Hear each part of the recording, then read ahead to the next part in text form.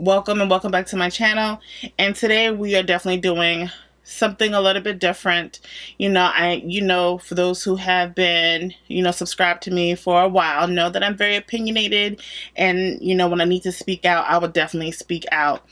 To me, this is not a trend. This is just bringing awareness to the foolery that's going on with R. Kelly, and yeah, just kind of giving you my 2 cents on the series Surviving R.Kelly. So if you're interested in getting my opinion, my thoughts, views, my all of my emotions dealing with this series, please stay tuned. But before you go, just know that, you want to keep up with all your girls' videos, because I do makeup, I give my opinions, and you don't want to miss whatever I put out there in the atmosphere. So the subscribe button is right over here.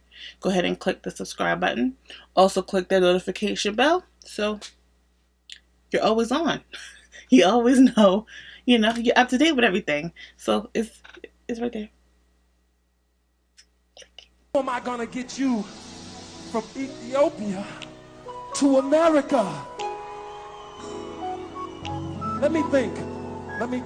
Do you have your passport? Did you get your shots? Girl, would you like to come back with Rob to America? America. Beautiful. Do you have your passport? Did you get your shots? Who wants to come back with us to America?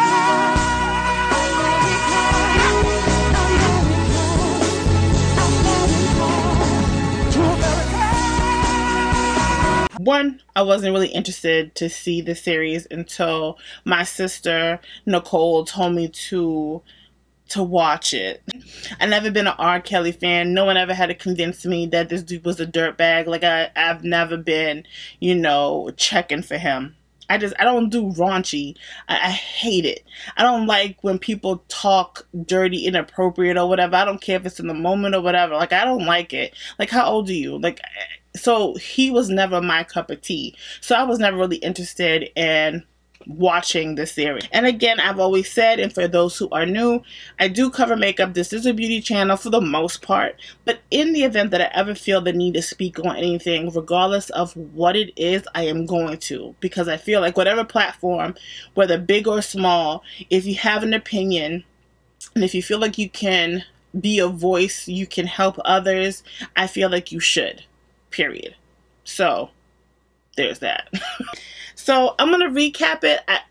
I wanted to do it in a way where I will go, so I wouldn't miss anything. But I just don't want this to be so long. But again, I'm going to do this in 3 parts. So today's video, I'm going to cover episodes 1 and 2. And so we'll go from there. So the first episode is called The Pied Piper of R&B. For those who don't know who the Pied Piper is, like, I'm going to paraphrase it. So the Pied Piper is a fictional character that came into a town, was told they would pay him if he led all the rats, vermin out of the village or whatever with his flute. So homeboy did it, and then when they didn't, when the village didn't hold up to their bargain, homeboy led all the kids out of the village, and they were never seen again. So in the beginning of episode 1, they asked the women, why now? So, everybody had their versions of why now. So that's a question that, I guess anybody should ask themselves. Like, if you were ever subjected to abuse, when is there a good time to come out and tell your story? So, after they go through the whole, trailer, what to expect in the episode, they show, oh, my nose itch. They show R. Kelly doing an FB Live, a Facebook Live, and he's so arrogant that it's just like, I don't know how this man has gotten away with his foolery for so long. So in his FB Live, this guy says, I got a million MFers. I got a million MFers hate me. 40 billion MFers are loving me. That's so specific. Like, a billion people don't love you, especially when you only have 1 million followers on at least IG and Instagram, which baffles me because I'm just like, why is anyone following you? But whatever. I am handcuffed by my destiny. It's too late. They should have done this 30 years ago. You're right, R. Kelly. Someone should have locked your behind up 30 years ago. Why that didn't happen is beyond me. And so I did some research as far as like Chicago, you know, as far as the statute of limitations for sexual abuse. And there really isn't any. So I hope whatever crimes he has committed out there, here, I don't know what the statutes of limitations are here. And I don't even know what made me research the statutes of limitations in Chicago. I think that when I went through the whole entire series, I just kind of heard more of a lot of things being done in Chicago versus them being done anywhere else. So I think maybe that's why I looked it up. But there's a good possibility he can get charged in Chicago because the statute of limitations for sexual abuse, there isn't one. There's no cap. He has said, okay, he also stated that when he was abused as a child, you know, someone taught him vulgar things and that kind of unleashed his hormones or whatever, or just kind of, it just woke him up, which is sick, you know? So he goes on, whatever, and then he talks to Tavis Smiley. He tells him that he wants his fans to kind of know what he's been through. So did you want to tell us what you've been through so we get a better understanding of your illness? Or, I mean, was there like kind of a foresight? Like, if you know that I've been abused and you know that I have some stuff going on up top, that, you know, the things that I do can be justified because I am not well. That's my interpretation of it.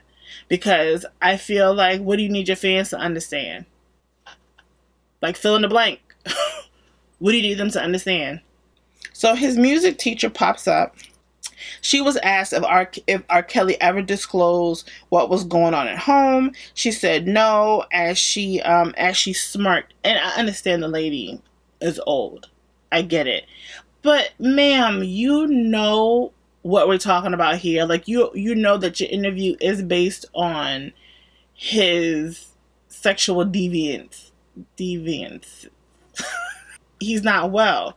So let's not smirk. Like, I feel like there should be no smirking involved in this documentary.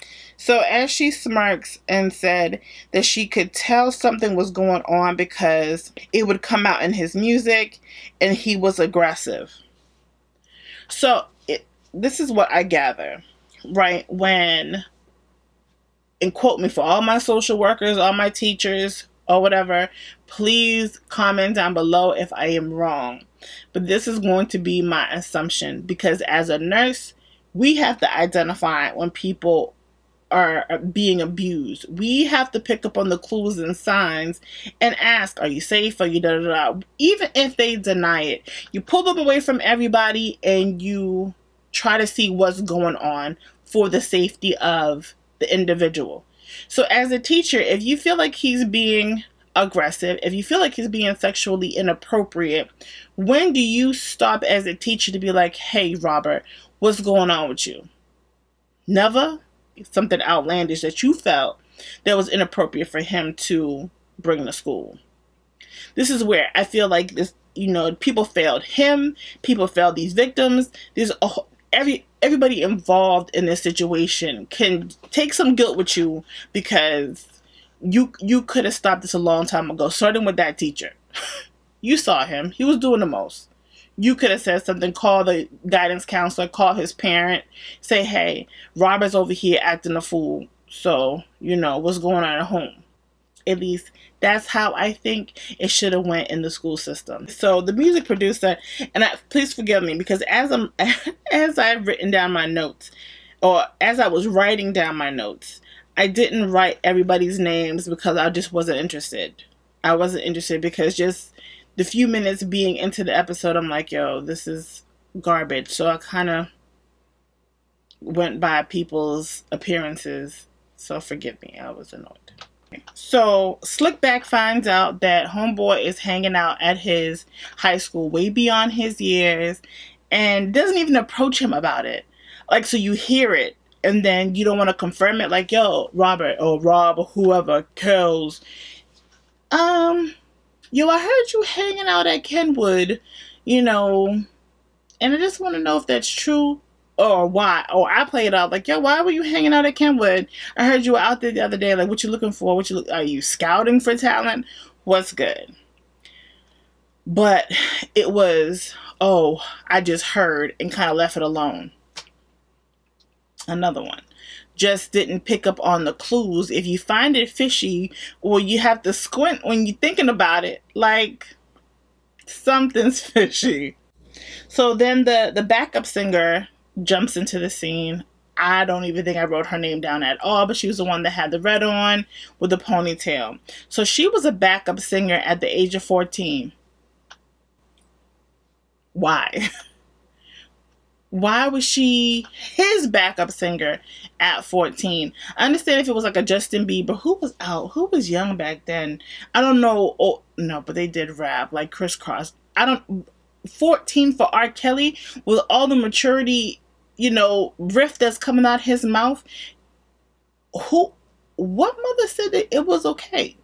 So then Sergeant Jaquez Conway, I don't even remember his name, but the sergeant ended up becoming a coach. So he notices that R. Kelly is jumping on the scene, like, oh, well, at the high school frequently. Oh, I noticed he was there. What did he say? He said he would see R. Kelly there on a regular basis. You are a sergeant. You are a officer. And not once did you think that you should address the fact that this grown man is hanging at a high school. You just notice it. Which also brings me to, the police should have been doing his job, right? But not only should have the police, like, where's the principal? Where are the authorities at the school system noticing that this dude, regardless of whether or not the man used to go there, he is a celebrity. He's going to cause a ruckus. He's going to, draw too much attention. These kids need to learn. Like, no one's addressing the fact that he's here all the time? Yeah, that's the stuff that I don't understand. Superstar or not, that dude should have never been on school property. Period. So not even the law could protect the little girls at that school. Is anyone following me here? Like, Officer Jaquez, Officer Conway, Coach Conway, were you on his roster? Was he paying you? Because I don't seem to understand how you were an officer, also a coach. You're supposed to protect the kids. You're also an educator of these children, and you did absolutely nothing. So we meet Demetrius Smith, his former tour manager. Who else hated him other than myself? Because that is one dude. I wouldn't say hate. Hate is harsh. Lord forgive me, I don't hate anybody. This guy, I feel like he was a predator also. He needs to be charged too. So if you're going to charge R. Kelly, charge his flute. Because that's who this daggone Demetrius Smith, the tour manager, was. You get the Pied Piper, and the daggone Mr. Smith was his piper. It was the flute.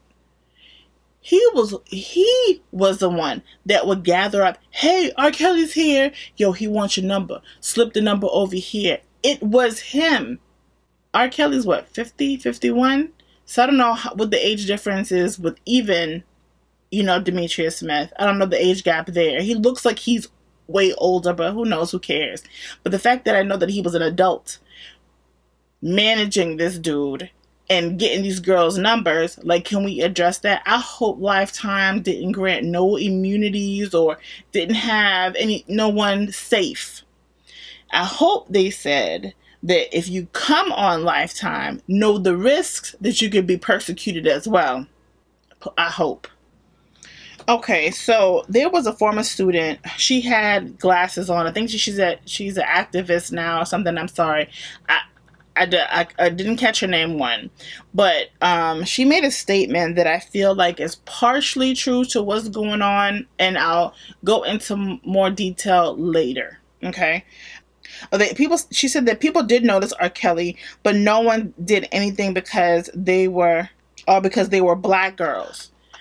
And this is where I feel like, to me, in the beginning, when he was hanging out at the high school, I guess the authorities, teachers, whoever, noticed him being there excessively, but didn't do anything because he was just approaching black girls. I don't find that to be true, and this is why.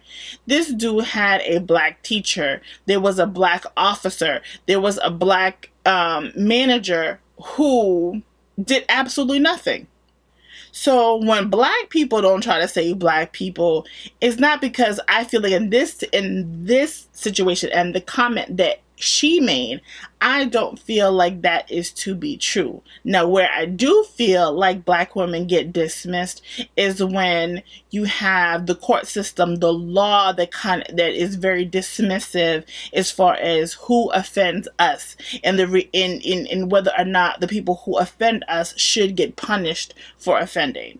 Now, you had people who were supposed to protect you. When you send your kids off to school, you hope that the teacher is keeping an eye on your child. You're hoping that whatever security guard is securing the school, but they walked the predator in and didn't say nothing. So in this particular situation, you have to hold the people accountable that were right there.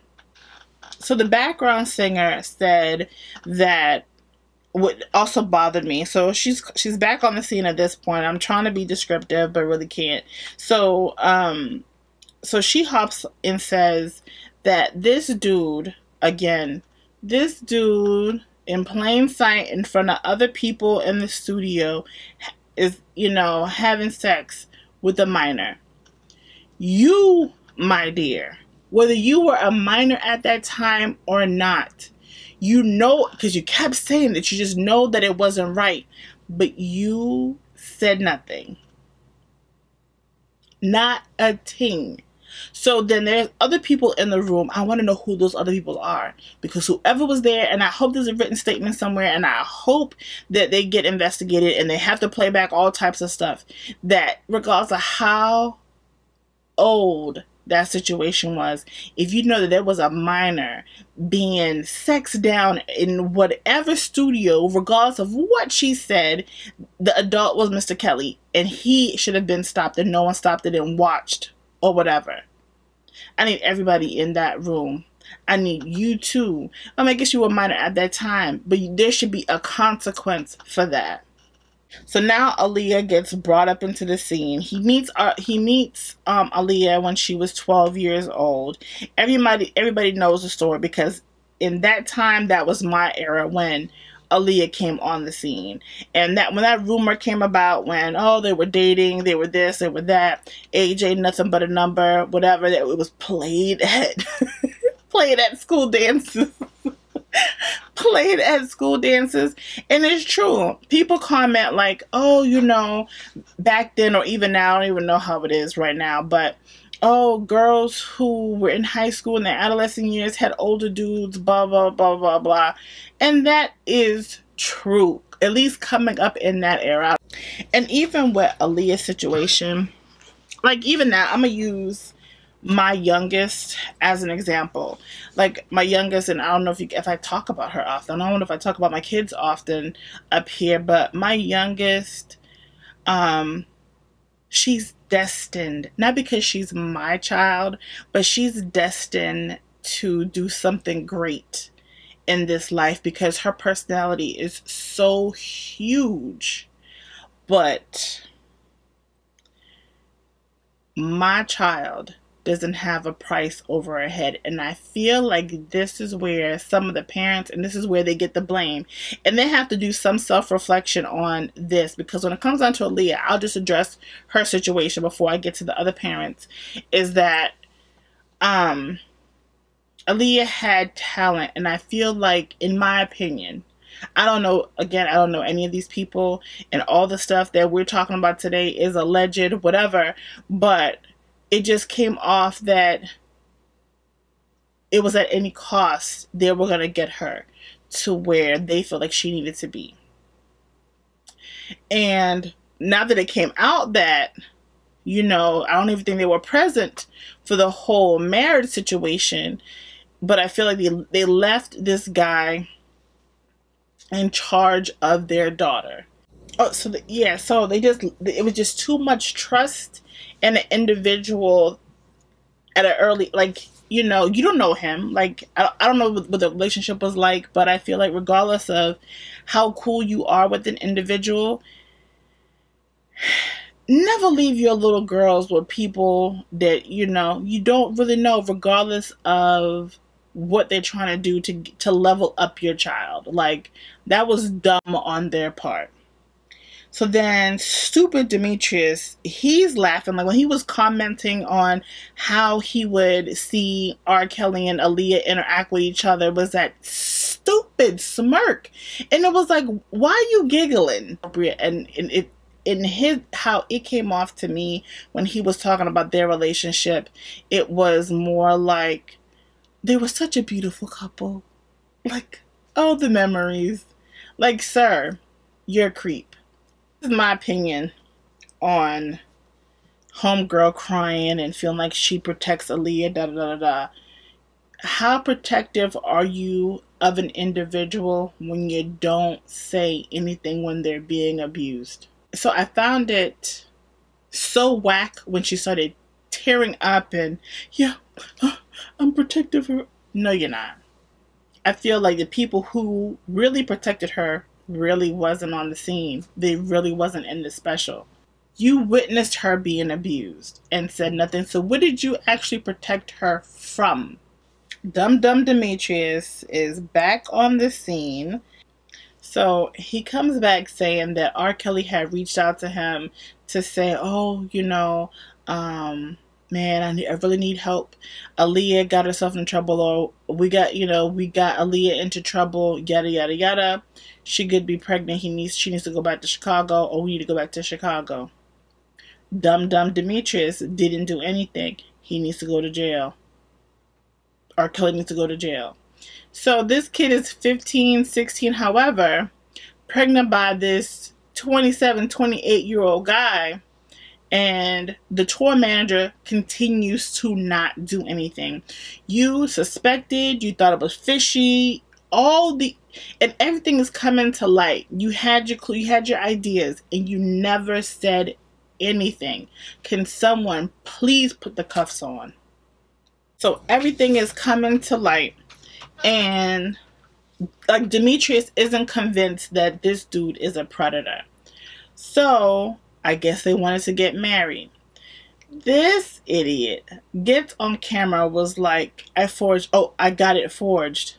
So me and my girl Tila, we had texts about this because she wanted to make sure whether or not she heard or read it correctly.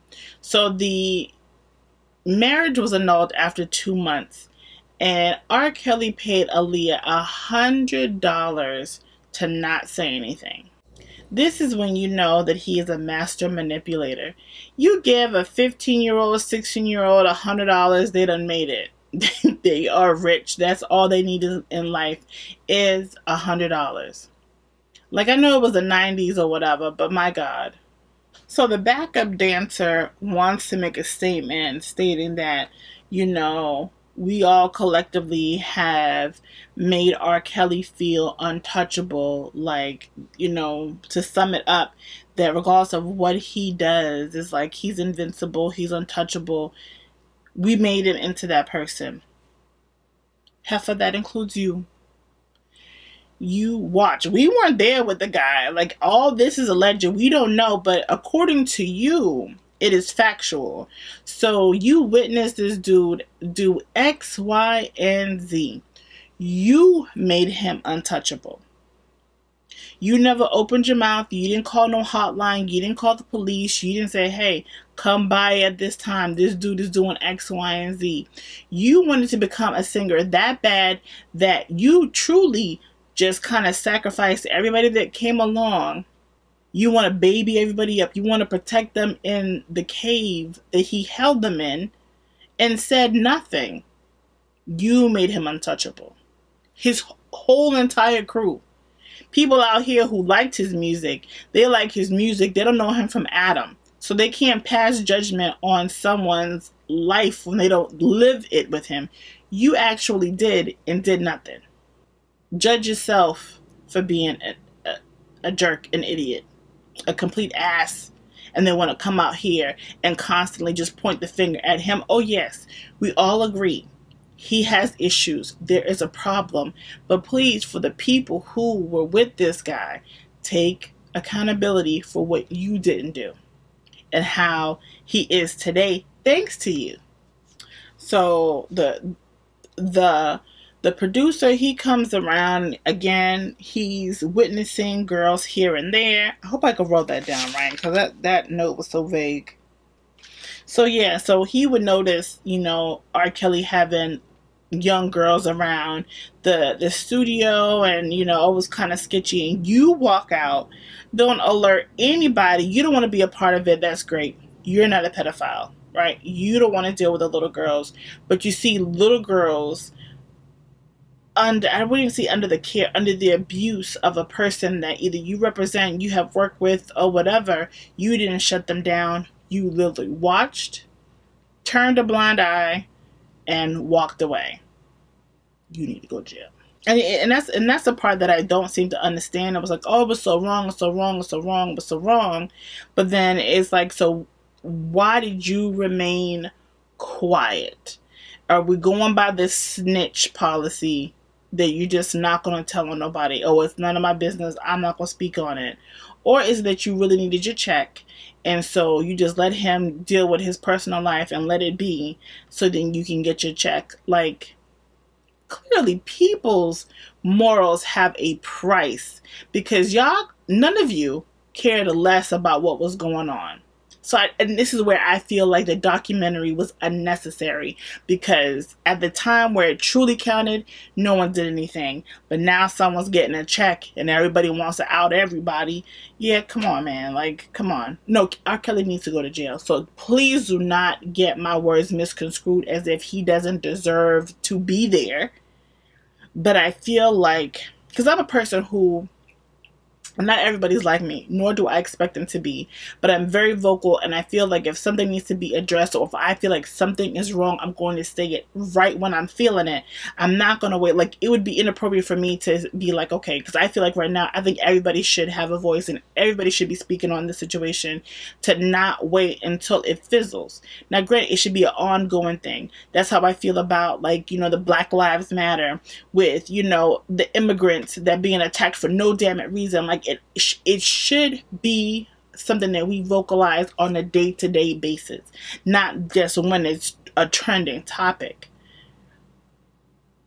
But when it truly mattered, when these girls were really in too deep at that moment, nobody said anything.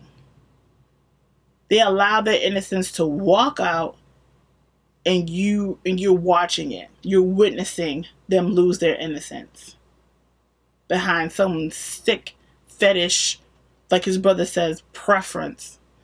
We'll get to that when it comes around, I think in episode 2.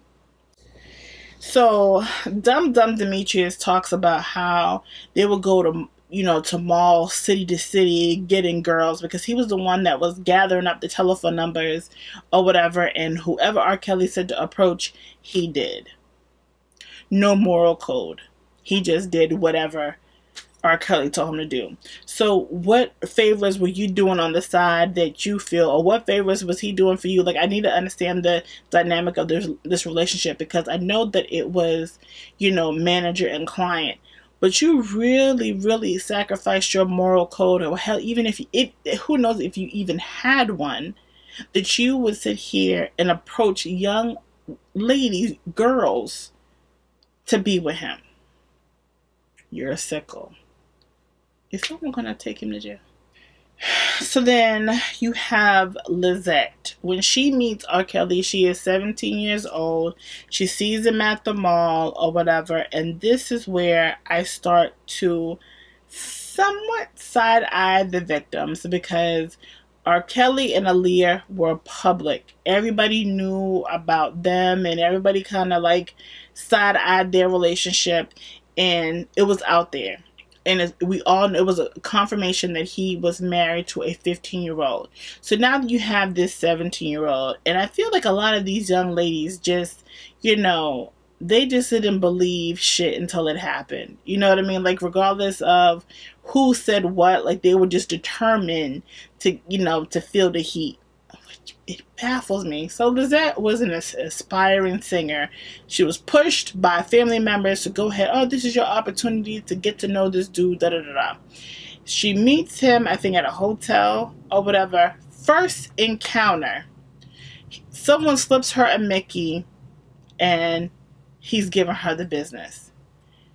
I don't understand the timelines, too, of all these stories that are being told. It goes from the first encounter, he got someone bent over, they're doing something inappropriate, and next thing you know, they're never to be seen again until they find, some of them find the gumption to go ahead and escape. So that ends episode 1. I think it kind of trickled into episode 2 talking about Lizette. But that's how it goes. I'm actually pause right here. I'm going to record part 2 tomorrow. But again, these two are linked together. So just give me a second. We'll talk about episode 2. The second episode, and this episode is called Hiding in Plain Sight. So this episode starts off with R. Kelly's brother, Bruce, his brother, comes onto the scene, and he's talking about, you know, what's wrong with my brother having a preference? He likes younger women. I like older women. What's wrong with that? Like, what's your issue with my brother? Sir, liking younger girls, not even younger women, liking teenage girls is against the law. Like, that's a problem. But apparently you don't know the law. That's why you are sitting in jail. But the fact that you were able to say, like, it was okay, like, it's a preference that your brother likes teenage girls, and you don't see nothing wrong with that. So then after that, Craig Williams, that's his name. I kept calling him Marcus in the first episode, but Craig Williams is the producer, and he talks about how he would step into the studio, and how, what I put down, he would walk into the studio, and he would notice that there would be girls waiting, and they all appeared to be underage, and all he did was ask, like, what the hell is going on? So you notice that all these young girls are just chilling, hanging around. I want to say I mentioned that in the first video, because I was still editing. You notice that, and not one time did you say anything. You just turned a blind eye like everybody else and said nothing when you literally witnessed it. Like, you're a bum for that. Lizette also knew that, you know, R. Kelly at that time was married. And again, it's just like, who, and it's not victim shaming. I can't say this enough. This is not victim shaming, but a person like me or the average individual is going to want clarification and trying to break down, like, okay, where were your parents? If you knew that this dude was married, why did you feel like it was okay to stay around? Like, where is your moral compass? I don't care how old you, well, I do care. From your early adolescence to early adulthood, you, at that point, you kind of know what's right and wrong. Now, granted, your mind may not be fully developed, your whole thought process might be off, but you kind of know when a person is married, you kind of step the hell back. Like, you know, that's not right. So when you knew that this woman existed, regardless of whether or not she was locked up in a room, you were aware, because how it comes off, like, he was kind of open about his situation. So it was never a secret that he had a harem of women, you know what I mean? So you already knew. So when does the individual, and even before the brainwashing, not saying that doesn't occur, but just basing it off of the documentary. So when the brainwashing is going on, before the brainwashing is going on, when does it go off in your head like, this dude got too much going on, it's not even worth my time nor my patience. Like, I'm ready to skate. It's not that it's not that deep. So when does that happen? Andrea Kelly steps on the scene and she talks about, you know, how they met and her relationship with her ex-husband or whatever. And I want to say that I said this in the first video. If she was introduced early on, there was something about her that is very sketchy. And I saw, like, at the beginning of, or as the series was going on, they were showing clips of her, you know, glorifying her ex-husband, and it's like, and it's sketchy to me. And people can say, oh, well, people process trauma differently, blah blah blah blah blah. Yeah, I just feel like her movements are really sketch, and I don't know, I just can't get with her. So I'm just gonna, like, I'm gonna try to speed past her, because I feel like with her testimony, or not testimony, that sounds like she's in court, but with her telling her story, it just feels so orchestrated and so, I don't know, it doesn't feel genuine to me. I'm not saying that things didn't happen to her. It just doesn't feel like, I don't know, like, authentic. It just feels like she's telling a story. Like, I don't like her vibe. I don't know how else to say that. You can say what you want about me referencing her as a storyteller, but it just comes off that way. Like, you know, one minute you're amped up, oh, you know, you singing his songs, and the next minute you sitting here crying, boo-hooing, and he can go to hell. Like, that's not sketch. I'm so unbothered by celebrities. Like, I can see you walk down, you can walk right next to me, I'm like, yo, what's up? Because you are just like me. If I were to punch you in your mouth, it's gonna hurt. The same way if someone were to punch me in my mouth, it would hurt. So I don't have idols. I don't look at people in the form of, I don't know, I don't put anybody on a pedestal. Like, nobody. So it's just like, if R. Kelly, so again, I put myself in a situation like, if I were 17, granted, there's a superstar wanting to talk to me. All right, I might be flattered. Okay. But now you walking in a situation to where now he's initiating sexual acts.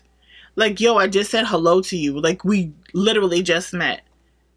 And you coming on to me? Or you trying to... no. Come on. You know. Like, you're a sicko. Can I be my first thing? Like, sir, I'm about to back up out of here.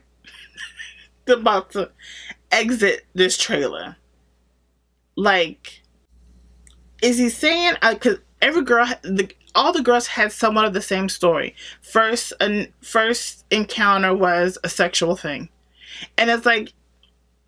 So when we're unbothered that the first thing he says to you guys is, let's get it in. And y'all are like, all right, I'm down. That's a part that I feel like will always, you know, make survivors look a certain type of way, because it comes off like there was never a fight initially. And in this case, a superstar, I guess I don't know. Like, I get tongue-tied thinking of how things are processed in that individual's mind to be like, okay, this dude just came on to me. It's R. Kelly. I'm an idiot if I say no. I guess that's what happened. So now Sparkle goes into how she introduced her 12-year-old niece to R. Kelly. And if she's seeing some controlling situations going on, granted, he didn't come on to her in the way, at least that's what she says, he didn't come on to her in the way that he did these other girls. But if you've seen some funny acting movements, and at this time you already know the whole Aaliyah situation has occurred, and her niece is, or at least back then, she was a cutie pie. Like, wouldn't you want to keep her away from the creep? And again, I feel like when people are saying the same thing, or if you've witnessed some sketchy behaviors, because I don't see how it surpassed Sparkle. If everybody's walking into these music studios and looking at, suspicious behavior, like, did he tell all the girls to go away when Sparkle entered the room? Because you couldn't be oblivious to all the stuff that is going on. And I don't know if it was in your mind that you figured that, oh, okay, it's because of you, he's not doing X, Y, and Z to you. He's going to have that same respect for your 12-year-old niece. Like, you were thinking too hard in that situation. And you must have really thought that, you were someone uber special that he wouldn't have taken advantage of. And he did. So then Lisa comes back into the scene, and she talks about that after their first encounter, it was that one-time situation. She kind of disappeared and waited a whole month to call him back. So after she spoke to him, he asked, how soon can you get to Chicago? She said, I guess today or whatever have you, paraphrasing. She told her mom where she was going, or, made up something. And she just felt like, regardless of what her mother was going to say, and I did hear her in the interview that her mom was going through some things. I don't recall her saying in the documentary that she was in foster care, but she did disclose that on the Breakfast Club that she was in foster care, and R. Kelly knew that she was in foster care and kind of groomed her based on that. But I don't recall hearing that. Does anyone else recall her saying that she was in foster care? And if so, leave it down in the comment section, because I promise you I don't remember hearing that. But nonetheless, so, he gave her instructions about how she's going to have to call him daddy. Lisa said that he took her to an award show. I don't think that she specified which award show they went to. So I'm assuming at this time he is married, because I want to say later on she does remember stating that the wife was around. She was present while they were all locked up somewhere. And it's like he brings her to she didn't have a talent, right? She didn't talk about how he was, so she didn't have a talent. So I don't think that it was always that, these girls can sing or whatever. He just liked young girls regardless of talent, features. He just liked them young.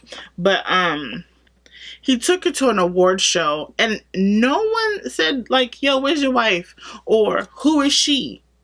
Or is this your daughter? Like, did anyone ever open up their mouths to question who that chick was? Or did he never walk the red carpet? Or did he sit in the back to where no one, but he's R. Kelly. So how you not notice this dude with someone that for damn sure isn't his wife, unless nobody in the world ever saw his wife, which I can't believe, because when that show Hollywood Exes or whatever came on, when they said that she was R. Kelly's ex-wife, I was like, he was married? So then she goes into talking about the threesome with Sparkle's niece, and how she thought that she was 16 when she was 17, when the girl was actually 14. And this is the young lady that was allegedly in the video that went viral or whatever. It wasn't even viral then. It was just, I guess. So Lisa brought up that she didn't think that R. Kelly had a thing for girls. She just figured that he just liked her. To where, again, it's just like, nobody's common sense is kicking in anywhere. Like, it didn't kick in with the people that worked for this dude. It's not kicking in with the victims. It's not kicking in with anybody. I'm like, yo, where's everybody from? Because nothing. Everybody has a speculation. Everybody's like, maybe, could it, it could be whatever. There might be something fishy, and no one acts on anything, or nobody acts on their instincts, and that includes the victims. Like, okay, you knew about the whole Aaliyah thing, but that was an isolated kind of situation, and then that she was 15 at the time, and then here you come at 17, and here he's dealing with a 16-year-old, and you don't think he likes little people? Not little people. He likes young girls? It doesn't dawn on you then? Okay. So, you know, at this point, you're still not convinced that this dude has an issue until he pulls out a tripod. He pulls out a tripod, pulls out a camera, has you and the 14-year-old, I guess you didn't know how old she was, and he's asking you to do some things. Okay? And at this point, I'm just asking questions because I just have questions. So at this point, you're not thinking like, you know what? I'm not doing this. What is he saying in that moment that has you stuck to be like, all right, well, I'll go ahead and do it regardless of how I'm feeling, regardless of how uncomfortable I am. I'm going to go ahead and do this. Now, I guess this was like the final act before she was like, yeah, this is too much for me. And, you know, you're crying and all this other stuff. I'm sorry. I would have acted like a complete plum ass. Listen, we're not doing this. And then again, you know, I talk all big and bad, but I don't know what it would be like I don't know how it feels to be intimidated by anyone. So I can't even fathom the thought of how a person would just be over me, telling me what to do and how to conduct myself and doing some, you know, unspeakable things to me. So I don't know what it's like. But so when I'm asking these things, I'm just trying to get a better understanding on your mindset and not fighting. I just want to say no one fought. So how the 14-year-old was able to stay with R.Kelly or just be around him without her parents is because, again, you know, he would build that trust with them. The girl, she raps or she sung at the time. And it was like, you know, I'ma make your child a star. I have to do X, Y, and Z. I got her. Don't worry. Blah, blah, blah, blah, blah. Meanwhile, he's doing the most. So, he was able to have his way with this young girl because not the parents allowed, but they had so much trust in him. And again, there were allegations, and this is how my mind is working. There were allegations. You heard about them, regardless if it was ever founded. The fact that there is an allegation, you would want to be a little bit more precautious to how you move with your daughter, with a person that you barely know. And there's truly like there's no initial trust. I don't care what he's saying. Gave your child to him and said, okay, you can watch her. No, like, and my thing is this, like, why wouldn't you not want to know the process of what your child has to go through to become a star? Like, wouldn't you want to be proactive along the way or have a say-so on how she sings, how she raps, what she's wearing, what she's doing, or whatever, even though they may have a manager or they may have a publicist, but to be involved because why? They're underage and they still need their parents regardless of who you're trying to get them to become or who they're trying to become. So the second episode ends here. So yeah, so that ends my part 1 of my recapping Surviving R.Kelly. And I know this is going to be pretty long. Trying to chop down, 2 hours of information, and I have so many questions, is kind of difficult. So I hope you get to, hear all my thoughts or whatever. Even if you listen to 10 minutes of my views and my thoughts on this whole documentary, I am okay with. But I really feel the need to put this out there to kind of bring more awareness, more light to the situation, like not like everybody else, but I feel like to get him off of his high horse, we all should speak out on it and make sure that we mute him. If this man never goes to jail, I wouldn't say that's fine, but what I feel like we should do is hurt him where I know it's going to affect him the most, and that is in his pocket. Do not go to a concert, do not stream, do not download, do not purchase a song from iTunes or wherever you can purchase music from. Like, truly mute him. If you played a song at your wedding, at your birthday, at whatever, your childbirth, baby shower, the moment is with the occasion, not with R. Kelly. So regardless of what song was played, it's not him. is what you shared with whomever you shared it with and your families and friends or whatever. And that's it. It's not that big. It's a song. It's not that deep. So, anyway. But if you do like this video, please give it a thumbs up. And also, let's start a conversation down in the comment section. And let's talk about saving children's lives. Because sexual abuse happens in both boys and girls. And it's not fair to always draw attention with sexual abuse to just the girls. Boys are affected as well. And it's unfortunate that R.Kelly and his brother, who knows about his older brother, were affected by that. But also, too, you want to break this cycle and make sure that it doesn't happen again, and to seek treatment if you're holding on to, abuse. Talk to somebody. Or be a listening ear to somebody and help them go get help. Don't witness inappropriate stuff happen and have a blind eye to certain things like all these idiots did to these girls. This is part 1. Go ahead and give this video a thumbs up. Leave a comment down in the comment section. Don't forget to subscribe. And if you want to connect with your girl on her social media, you can find me on everything Thaliaseyecandy. That's on Snapchat, Twitter, and Instagram. And I will definitely catch you tomorrow with part 2, covering episodes 3 and 4. Catch you in the next one. Bye.